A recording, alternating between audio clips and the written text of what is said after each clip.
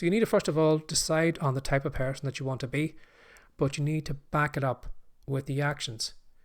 And while it's all good and well deciding here, it's going to be the actions that you take are actually going to start to close the gap. It's going to bring you closer to your dreams and goals.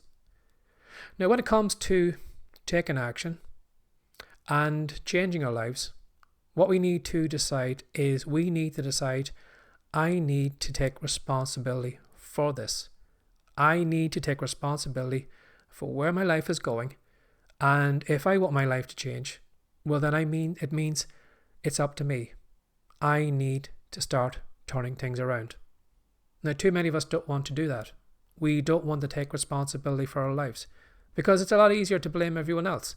It's easier to blame our parents for the bad upbringing, that we had no money when we were growing up, and, I've got a poor education and I grew up in a bad area of town, and I'm going to blame the government, I'm going to blame this, I'm going to blame that.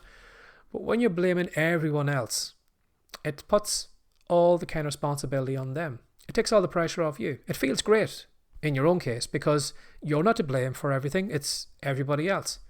But then when you put everything else in charge of your success, it means that all those things need to be right for you to be successful. It means that you needed the perfect parents, loads of money, better educational system, a better government for you to be successful. Now, you can be almost guaranteed that that's never going to happen unless maybe you've got a magic wand and you can click the wand and everything changes overnight. But in the real world, if you want things to change and if you want to take responsibility back, you need to take back control. You need to say to yourself, you know something? I need to own up to this. I need to own up to the fact that, I had this dream, this goal of this thing that I wanted to come about, but I didn't do anything to change it. I didn't do anything to change my thoughts, how I felt about myself, and I didn't change the actions that I was taking.